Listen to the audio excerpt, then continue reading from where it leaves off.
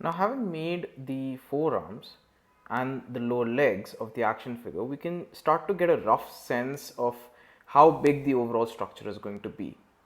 And making these first makes construction of the shoulders and the hip joint much more straightforward.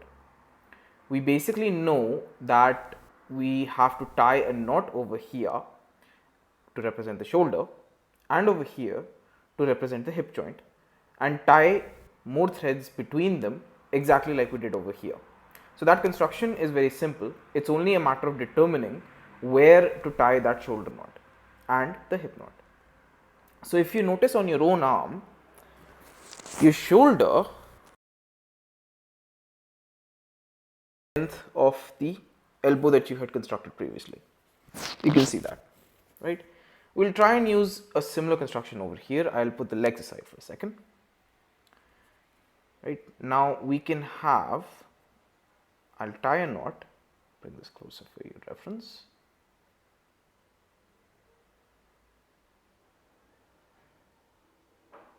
We can tie a knot like this.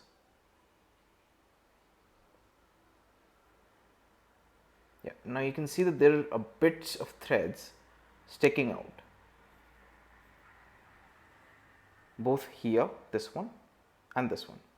So when we're tying over this setup, we need to make sure that these threads don't stick out and we wrap over these loose threads. Yeah. So I think we can make it a bit shorter.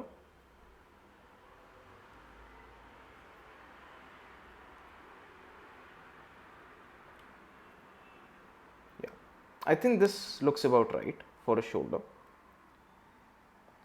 And similarly, we can tie the knot on the other side, which is equal to this length, and we'll have our two shoulders constructed.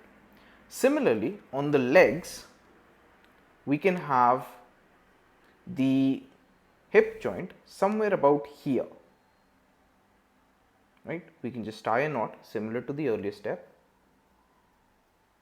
and carefully align the knot such that it falls where we want it to be. Yeah, that looks about right.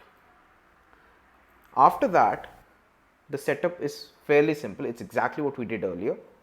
We can take another piece of thread.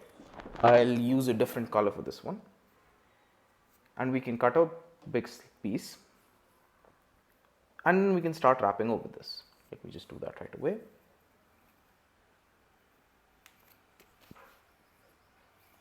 So now, since here shoulders and thighs are sufficiently thicker than the other pieces, we need to make sure that we have to wrap a lot more thread over these parts than what we did in case of the lower legs and the lower and the forearms. So as before, I'm folding it in half, one half for each piece, each thigh. I cut it exactly in half, and then we place one strand of this new purple thread near the knot where we want to tie the final knot after the thigh is completed, and then we loop over the original construction.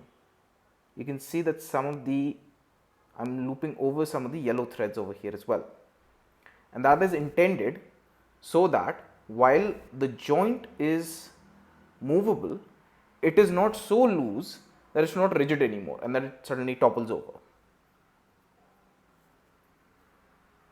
So now, similar to the previous step, we can continue wrapping over this joint.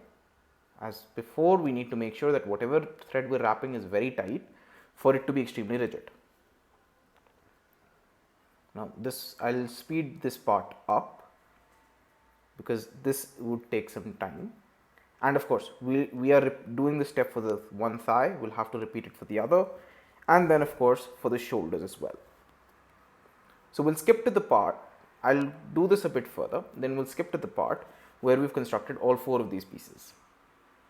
And of course, like in the previous video, if you feel that your overall thigh is too skinny, you can always take more thread and wrap it over that.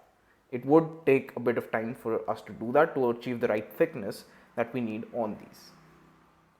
So after a few minutes of wrapping the purple thread back and forth between the hip joint here at the back of the leg and the knee joint which we had made earlier, a couple of times very tightly, we have finally completed the thigh on both of the legs. The important thing here is to make sure that the thigh is made very rigid. We have to make all of the wrapping very tightly, and this is key to ensuring that the joint is only defined over here. Now this would only happen if this part is made very strong, because unless this is strong, you'll start seeing bends within the midsection of the thighs that you've made. The key to making these parts rigid is, one, we need to make sure that all of the wrapping that we are doing is very tight. We need to apply a lot of force when we are moving thread over this section, or any section for that matter. And if you look closely, the threads are coupled very tightly together. There's very little spacing between them. And the second part of it is that we need to tie multiple layers of such tight wrappings. One layer might not be sufficient and it will still bend. After 4 or 5 layers, it becomes very solid and it's relatively harder to bend.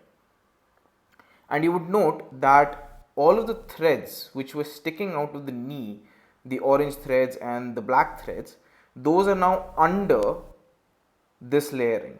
In fact, you will see that one of these black threads is now sticking out from here, and that ensures that, one, whatever knots you had tied previously in all of these sections, these are very secure under these previous layers, and two, it looks better overall. It looks much cleaner this way. So with this, the lower section of the action figure is pretty much complete. We have a couple of threads sticking out here, so I'll connect these two. Now this is my left foot and this is my right foot. So I'll just tie a few knots over here.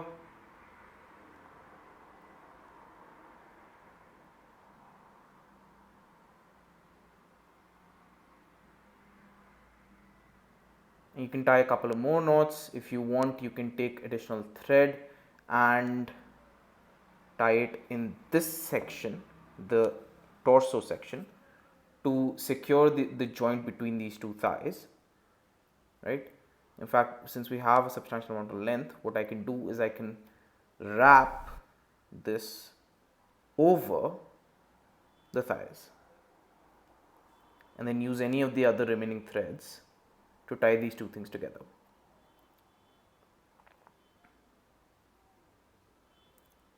Now this we can only do because we are assuming that there is no gap between the two hip joints, and whatever gap there is compensated by the thickness of the thighs. So there we are. That sort of completes the lower part of the action figure. This extra bit that you see over here, this will be used to fill up the torso of the action figure. So if there is that extra bit, that's fine. Any amount of that can be used to fill that up. Now let's move to the arms. We'll have to do a similar exercise over here. In this flimsy section, we'll have to take more of the purple thread that we had used on the thighs, or whatever color you need, that is entirely your choice. And we start by cutting out two pieces and wrap them like this, again very tightly, over the entire length from the shoulder knot over here to the elbow on this side. So in the next cut, I will have cut out a couple of these two threads. Same technique as before, cut a very long strand of thread and then cut it in half. We find the other edge, join it together. We fold the thread in half.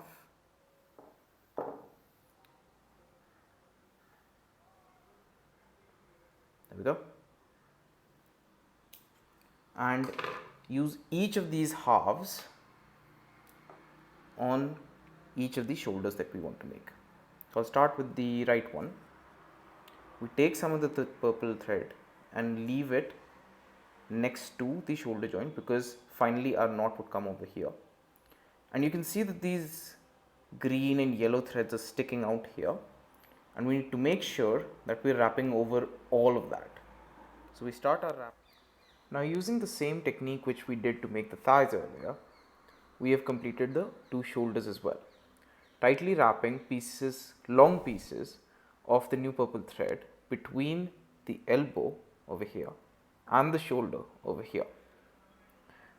We have to wrap this multiple times, and again very tight wraps, to make this piece very strong and almost unbendable. It's the rigidity of this part, the shoulder and the rear arm, that ensures that when you bend this arm, it will only bend at the elbow joint and not somewhere in the middle of these pieces. Now, unlike the connection which we had made earlier between the thighs, we cannot directly connect the two shoulders together, because if you can see on your own body, you have a chest region and the gap between the shoulders is significant. If you take a rough measurement, like if I were to take my own, the gap between my two shoulders is a little longer than the length of my palm. So we're going to try and achieve something similar here. Instead of directly connecting them, I'll first tie a few knots very close to the shoulder. So you can see that I've made a knot over here, and I will move this knot closer to the shoulder joint.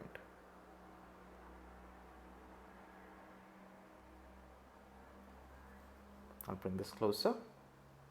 As you can see, there's this new knot over here which I've positioned, and this will sort of act as a filler between the two shoulders which I'm about to connect. As always, just make sure that this is made very, very tight. And a similar thing with the other shoulder. Bunch all the threads together and tie a knot.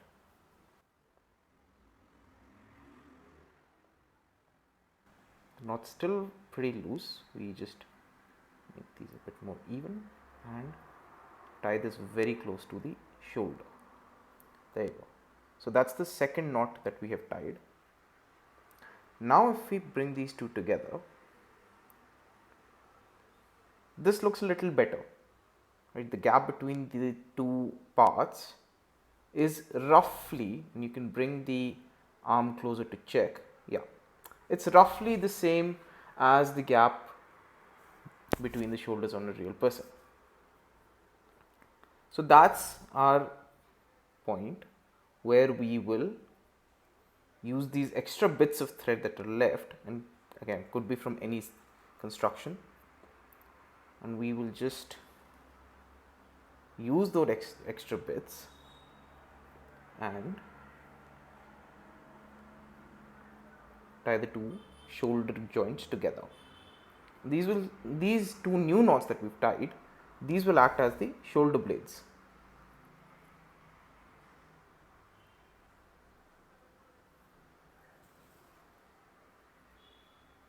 And as was the case with the legs, the extra white bit that you see hanging over here, this will be fed into the final torso of the arm. So there we go. With this, we have completed the shoulders, the two arms and the two legs of the action figure. And now we're starting to get a rough sense of the overall scale of the design. In the next video, we are going to look at making the head of the action figure, which is relatively a little more complex because of its shape. See you then.